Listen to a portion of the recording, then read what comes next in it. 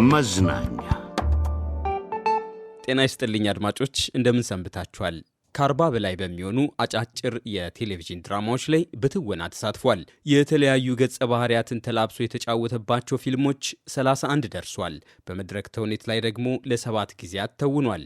በትወና የተሳተፈባቸው አጫጭርና ተከታታይ የሬዲዮ ድራማዎች በርካታ ናቸው።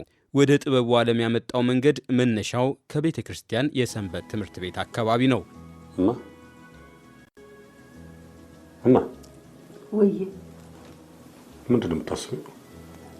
ምን አስባለሁ ብለህ ነው? እንዴ ቤተ ነገር እየደረሰኝ። ቤቱ ምን ሆነ?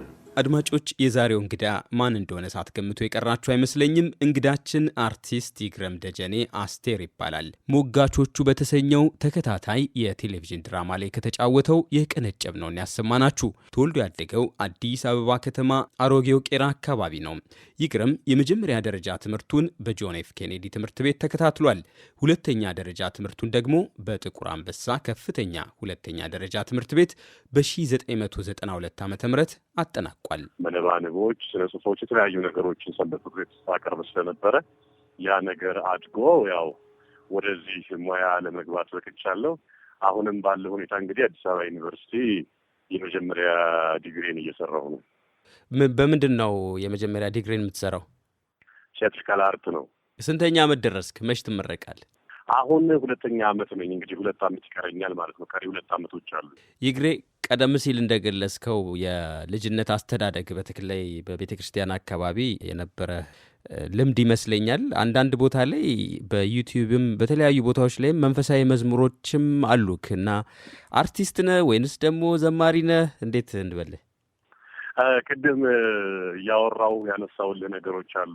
ይሄ እርሾዬ ወይንም መነሻዬ ቤተ ክርስቲያን ከመሆኑ አንጻር ያ ነገር ውስጥ የማይለቅህ ነገር ማለት ውስጥ የተቀባ ነገር ማለት ነው። ከዛ አንጻር ነው እንግዲህ ወደ አገልግሎት የመጣሁት። ከዛ ባሻገር ደግሞ እግዚአብሔር መቼም ሁላችንንም ሲፈጥረን ሙስሊም የምንሆን ፕሮቴስታንት የምንሆን ኦርቶዶክስ የምንሆን የሆነ የፈጠረን ነገር አምላክ አለ ብለን ስናስብ በስራችን ሁሉ የሚባርከን አምላክ፣ ጸጋ የሚሰጠን አምላክ፣ የሚያኖረን አምላክ አለ ብለን ስናስብ ማመስገን ደግሞ ተገቢ ነው። ስለዚህ እግዚአብሔር ራሱ በሰጠኝ ጸጋ እንጀራዬን እየሰራሁ እየኖርኩ ነው። ስለዚህ ይህንን ያደረገልንን አምላክ ማመስገን መልካም ነው የሚል መንፈስም ውስጥ ያለ ሁልጊዜ በባህሪያችን ውስጥ ሁልጊዜ የሰው ልጅ መለመን እንጂ ማመስገን አይችልም። ሁልጊዜ እግዚአብሔርን ይለምናል፣ ስጠኝ እያለ ይለምናል። ሲሰጠው ግን ከማመስገን ይልቅ ደግሞ ሌላ ልመና ነው የሚቀጥለውና በህይወታችን ምስጋና ቢኖር መልካም ነው የሚል መንፈስ ስላለኝ እንዳልኩህም የተሞረድኩበት የኖርኩበትን ህይወት ስለነበረ ይህንን ነገር ማድረግ በጣም ያስደስተኛል። ስደውልልህ ቅድም በአጋጣሚ ነው እንግዲህ ስደውልልህ ቤተክርስቲያን ውስጥ ነው ያለሁት ብለኸኛል። እስኪ የሚመች ቦታም ሊሆን ይችላል ድምፅህን፣ ዜማውን እንስማው። እሺ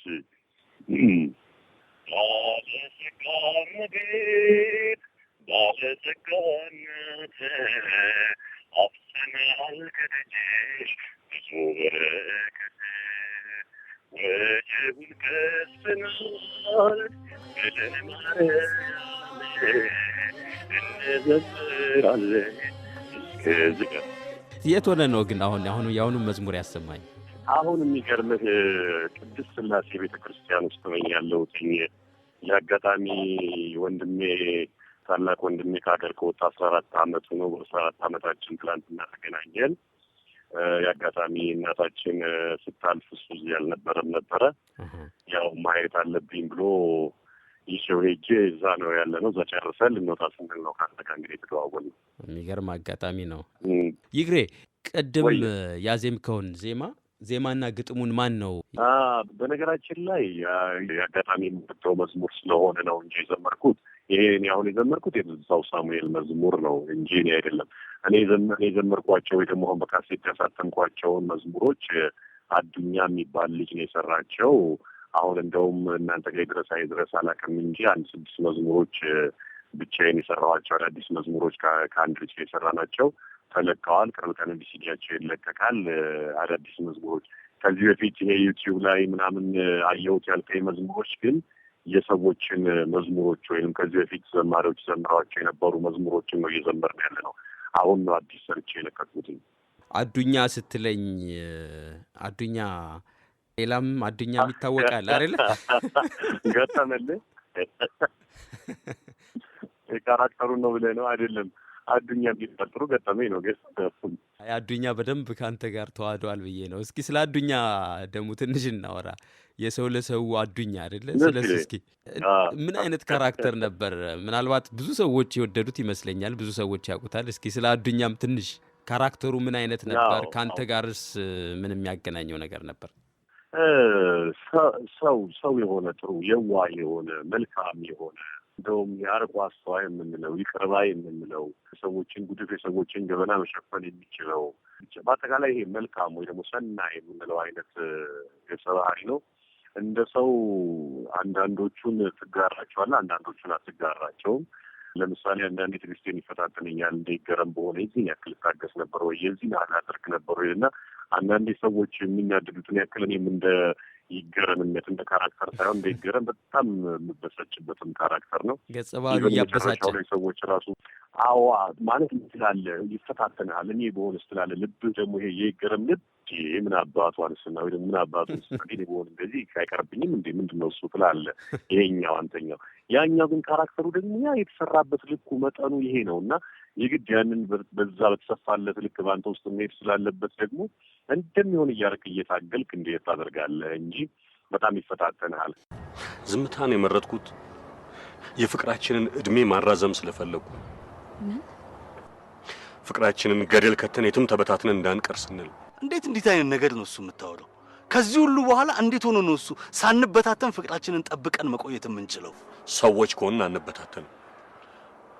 ጠዋት ማታ ጥላቻችንን ብቻ የምናስብ ከሆነ ግን መበታተን አይደለም ቂም ቋጥረን እንጠፋፋለን።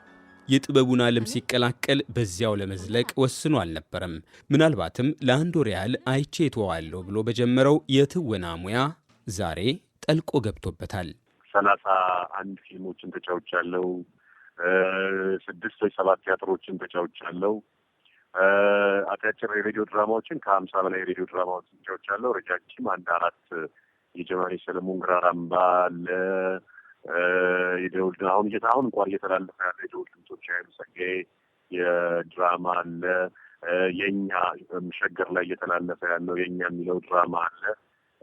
እንደዚህ ብቻ ያው ሰው ለሰው አሁንም የጀመረው ኢቢኤስ ላይ የጀመረው ሞጋቾቹ የቴሌቪዥን ድራማ አለ እና በጣም ቴሌቪዥንን ድራማም እንደዚሁ ቁጥራቸው አጫጭር ድራማዎች ከ40 በላይ ድራማዎችን ተጫውቻለሁ።